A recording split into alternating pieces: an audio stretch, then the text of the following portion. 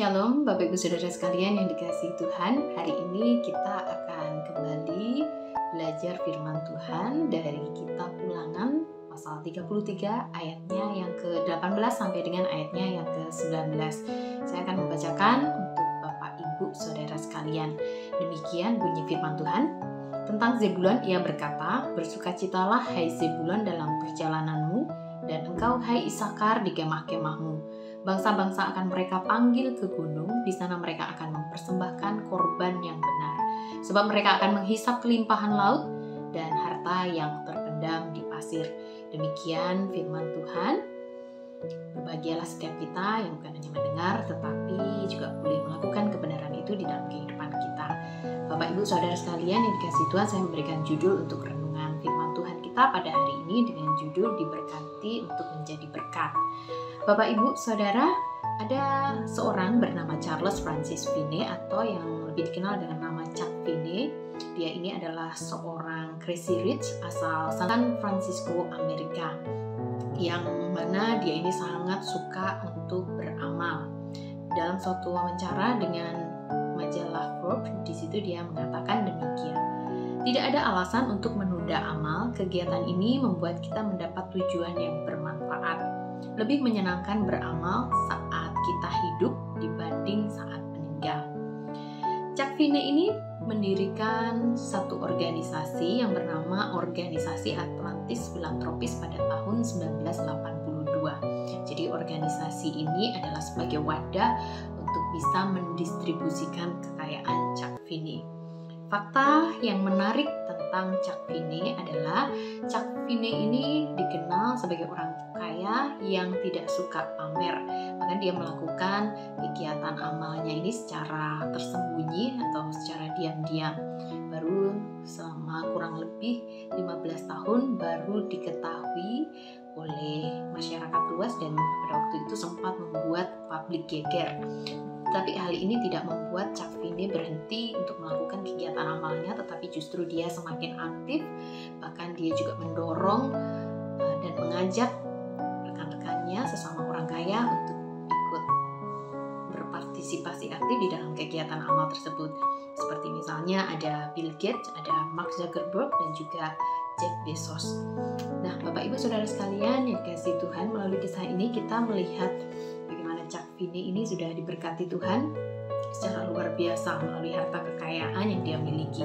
Tetapi berkat Tuhan itu tidak hanya berhenti untuk dirinya sendiri, untuk dinikmati oleh dirinya sendiri, tetapi dia membagikan itu kepada orang lain yang membutuhkan.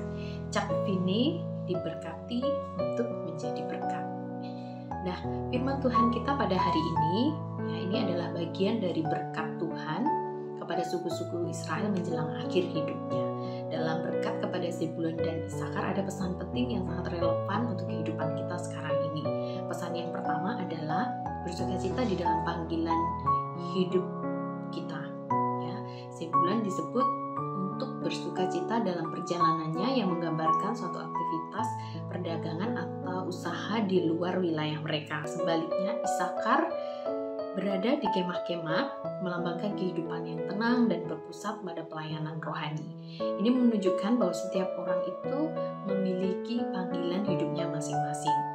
Apapun panggilan kita, baik di dalam rumah, di dalam keluarga, di dalam dunia usaha, pekerjaan, pelayanan, pendidikan, dan seterusnya, kita diajak untuk melakukannya dengan sukacita dan pengabdian penuh kepada Tuhan yang sudah memanggil dan mempercayakan kita panggilan itu.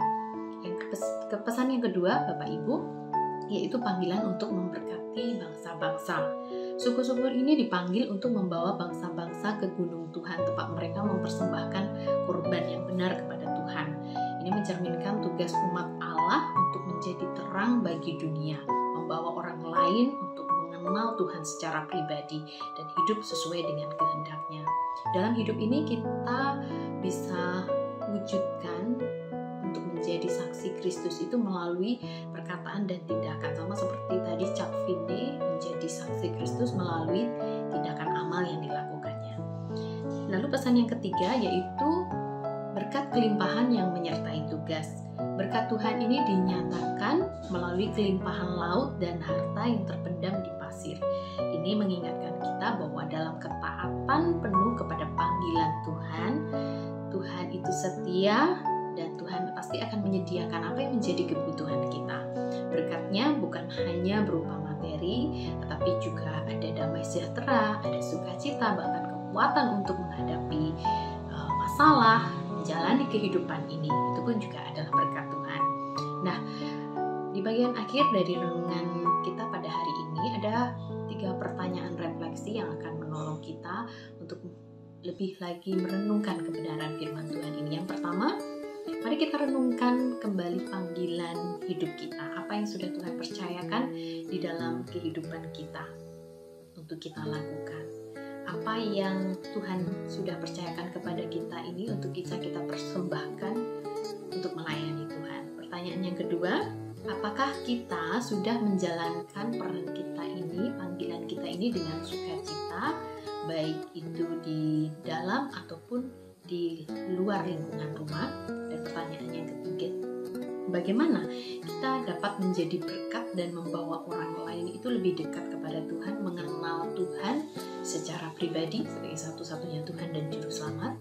Kiranya kebenaran firman Tuhan ini menolong setiap kita, Bapak Ibu, mengingatkan kita kembali siapa diri kita. Kita ini adalah orang-orang yang diberkati, tetapi biarlah berkat itu tidak berhenti untuk diri kita, untuk kita nikmati sendiri, tetapi kita juga boleh menjadi alat di tangan Tuhan. Kita memberi diri menjadi alat di tangan Tuhan untuk dipakai oleh Tuhan, menjadi berkat bagi orang lain.